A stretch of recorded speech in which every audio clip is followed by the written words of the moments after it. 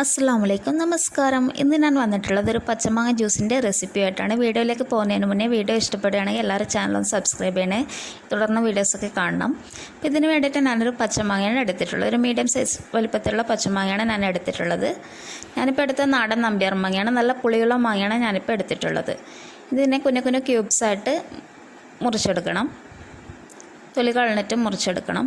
ഞാനിപ്പോൾ തൊലി പൂർണ്ണമായിട്ട് അങ്ങ് കളഞ്ഞിട്ടില്ല, അതിൻ്റെ ഒരു പച്ച ഭാഗം കാണുന്ന രീതിയിലാണ് ഞാൻ ചെയ്തത്. അപ്പോൾ ഇങ്ങനെ ചെയ്യുമ്പോൾ കുറച്ചുകൂടി ജ്യൂസിനൊരു കളർ കിട്ടാൻ വേണ്ടിയിട്ടാണ്. വേണമെങ്കിൽ അങ്ങനെ ചെയ്യാം, അല്ലെങ്കിൽ ഫുള്ളായിട്ട് തന്നെ തൊലി കളഞ്ഞെടുക്കുക. അതുപോലെ തന്നെ സീഡിൻ്റെ വരുന്ന ഭാഗത്ത് മിഡിൽ പോർഷനുള്ള വൈറ്റ് പാർട്ട് ഒന്ന് കട്ട് ചെയ്ത് കളയണം. അപ്പോൾ അത് ചേർക്കുമ്പോൾ ജ്യൂസിന് കയ്പ്പ് വരും. അതുകൊണ്ട് ഇപ്പോൾ ഈ ഒരു രീതിയിലാണ് ഞാൻ പീൽ ചെയ്തെടുത്തിട്ടുള്ളത്. ഇനി ഇതിനൊരു മിക്സിയുടെ ജാറിലേക്ക് ചേർത്ത് കൊടുക്കണം. ഈ ഒരു ജ്യൂസിനെ കുറിച്ച് പറയുകയാണെങ്കിൽ നല്ല അടിപൊളി ടേസ്റ്റാണ്. നല്ല എരിവും പുളിയും ഒക്കെ കൂടി വരുമ്പോൾ നല്ല അടിപൊളിയായിട്ടുള്ള ഒരു പച്ചമാങ്ങ ജ്യൂസാണ്. എനിക്ക് ഒരുപാട് ഇഷ്ടപ്പെട്ടു. അപ്പോൾ ഞാനിപ്പോൾ ഒരു മിക്സിയുടെ ജാറിലേക്ക് ഈ മാങ്ങ ചേർത്ത് കൊടുത്തിട്ടുണ്ട്. ഇതിലേക്ക് ഒരു കുഞ്ഞു പീസ് ഇഞ്ചി ചേർത്ത് കൊടുക്കുന്നുണ്ട്. വേണമെങ്കിൽ ചേർത്താൽ മതി, വളരെ ചെറിയ കഷ്ണം മാത്രം ചേർത്ത് കൊടുത്താൽ മതി. നല്ലൊരു എരിവുള്ള ഒരു പച്ചമുളക് കൂടി ഞാൻ ചേർക്കുന്നുണ്ട്. ഇഞ്ചി ചെറുതായിട്ട് മുറിച്ചിട്ട് കൊടുക്കുക. അതുപോലെ തന്നെ പച്ചമുളകും കുഞ്ഞു കുഞ്ഞു പീസായിട്ട് അരിഞ്ഞ് കൊടുക്കുക. അതിനുശേഷം മിക്സിയിലേക്ക് ചേർത്ത് കൊടുക്കാം.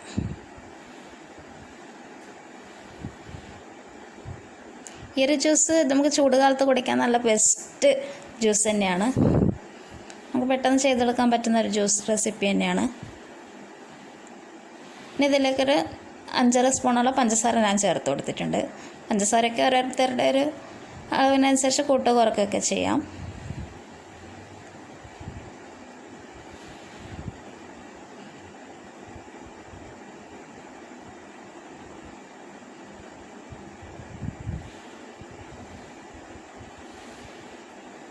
ഇനി ഇതിലേക്ക് ഒരല്പം ഉപ്പ് കൂടി ചേർത്ത് കൊടുക്കുന്നുണ്ട്.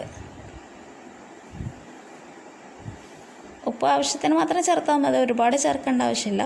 ഒരു ഫ്ലേവറിന് വേണ്ടി മാത്രം. ഇതിലേക്ക് ഒരല്പം വെള്ളം ഒഴിച്ചിട്ട് ഇതൊന്ന് നന്നായിട്ടൊന്ന് ആദ്യം ഒന്ന് അരച്ചെടുക്കാം. നല്ല തണുപ്പുള്ള വെള്ളം തന്നെയാണ് യൂസ് ചെയ്തിട്ടുള്ളത്. ഇത് നല്ലൊരു ഫൈൻ പേസ്റ്റായിട്ട് ഇപ്പോൾ അരച്ചെടുത്തിട്ടുണ്ട്. ഇനി ഇതിലേക്ക് 1/2 ലിറ്ററോളം നല്ല തണുപ്പുള്ള വെള്ളം തന്നെ ഒന്നുകൂടി ഒഴിച്ചു കൊടുക്കുക. ഇതിപ്പോൾ ചെറിയൊരു മാങ്ങ ആയതുകൊണ്ടാണ് ഞാനിപ്പം 4 പേർക്ക് സെർവ് ചെയ്യാൻ പറ്റുന്ന ഒരളവിലാണ് ചെയ്തെടുത്തിട്ടുള്ളത്. വലിയ മാങ്ങയൊക്കെ ആണെങ്കിൽ നമുക്ക് 8-9 ഗ്ലാസ് വരെയൊക്കെ നമുക്ക് ചെയ്തെടുക്കാം. ഇപ്പം അത്രയും പുളിയുള്ള മാങ്ങയാണ്. അപ്പോൾ ആ ഒരു പുളിരസം ഇല്ലാതെ ചെയ്തെടുക്കാൻ വേണ്ടിയിട്ട് നമുക്ക് അത്രയും തന്നെ വെള്ളം ചേർക്കേണ്ടി വരും. ഇപ്പോൾ ഇതിനെ ഞാനിപ്പോൾ അരിച്ചെടുത്തിട്ടുണ്ട്. ഇതിലേക്ക് ഐസ് ക്യൂബ്സ് കൂടി ചേർത്ത് കൊടുക്കുക. ഞാനിപ്പോൾ ഒരു 5 ഐസ് ക്യൂബ്സാണ് ചേർത്ത് കൊടുത്തിട്ടുള്ളത്. ഈ ഒരു ജ്യൂസിലേക്ക് വേണമെങ്കിൽ നമുക്ക് പുതിനയിലൊക്കെ ചേർക്കാവുന്നതാണ്. ഞാനിപ്പോൾ ചേർത്തിട്ടില്ല. ഞാനിപ്പോൾ ഗാർണിഷിങ്ങിന് വേണ്ടിയിട്ട് പുതിനയില ഉപയോഗിക്കുന്നുണ്ട്. അപ്പോൾ ഞാനിപ്പോൾ ടേസ്റ്റ് ചെയ്ത് നോക്കിയ സമയത്ത് കുറച്ചൊരു ഉപ്പ് കൂടി ചേർത്തിട്ടുണ്ട്, ഒരു പിഞ്ചുപ്പ് കൂടി ചേർത്തിട്ടുണ്ട്.